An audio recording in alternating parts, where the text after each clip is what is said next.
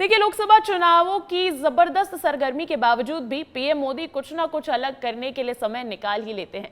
इसी कड़ी में उन्होंने अब देश के कुछ टॉप ऑनलाइन गेमर से भी मुलाकात की। इस टेबल टॉक में वे हल्के फुल्के मूड में नजर आए और गेमर से दिल खोल कर बात की। देखिए ये रिपोर्ट इस पर।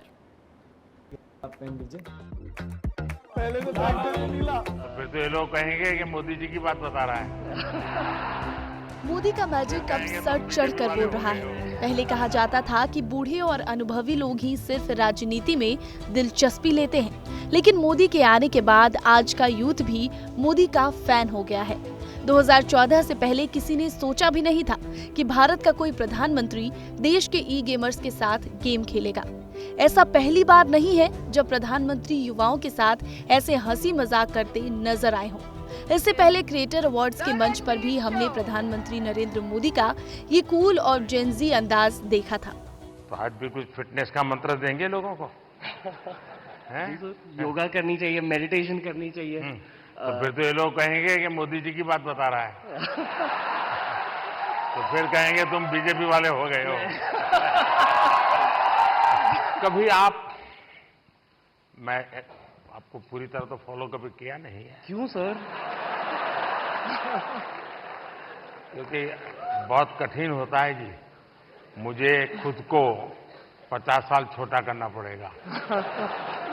मल्हार, ये जो लोग क्रिएटर्स हैं ना, उसमें कुछ लोग वो भी हैं जो क्या खाना चाहिए वो भी कहते हैं। प्रधानमंत्री का ये कूल अंदाज तो सबको पसंद आ रहा है और लोग प्रधानमंत्री के गेमर्स के साथ हुए इस मीटअप की वीडियो को जमकर पसंद भी कर रहे हैं। आगे बढ़ने से पहले जरा देखिए पीएम मोदी का गेमर्स के साथ ये मीटअप। 2019 में आई थिंक मैं बोलता हूँ कि गेमिंग काफी स्पीड पकड़ी, रफ्तार पकड़ा। हमारी जो मिथोलॉजी है जो उसके अराउंड काफी गेम्स डेवलप हो रहे हैं अभी। गवर्नमेंट इज रिकॉग्नाइजिंग हमारी क्रिएटिविटी। सब कुछ मेरे आने के बाद क्या आपको फेस करना पड़ता है गेमिंग एंड गैम्बलिंग, इन दोनों की लड़ाई आपके सामने आती होगी, तब आप कैसे हैंडल करते हैं? सर आरएमजी और स्किल बेस्ड गेमिंग को बहुत हाई टाइम हो गया कि डिफरेंशिएट करें। और क्या लगता है लड़कियों का इसमें आना कितना संभावनाएं बढ़ती? प्रधानमंत्री का युवाओं के बीच बढ़ते क्रेज के मायने क्या हैं और कहीं न कहीं प्रधानमंत्री के इन कार्यक्रमों के जरिए बीजेपी फर्स्ट टाइम वोटर और युवा वोटर को साधने की कोशिश में लगी है। कुल मतदाता 97 करोड़ 66.76% युवा voters, 2 crore 63 lakh first time voters, 1 crore 41 lakh first time महिला वोटर और 1 करोड़ 22 लाख फर्स्ट टाइम पुरुष वोटर।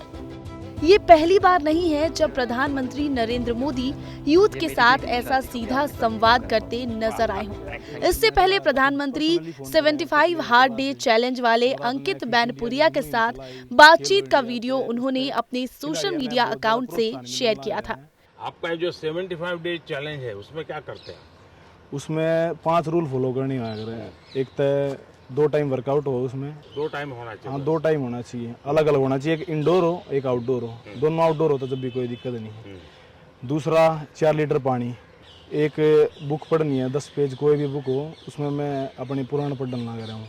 अच्छा, पहले श्रीमद् भागवत गीता पढ़ी थी, अब शिव पुराण पढ़ने लग रहा हूँ। ऐसे ही परीक्षा पे चर्चा जैसे कार्यक्रम के जरिए मोदी यूथ के फेवरेट बन गए।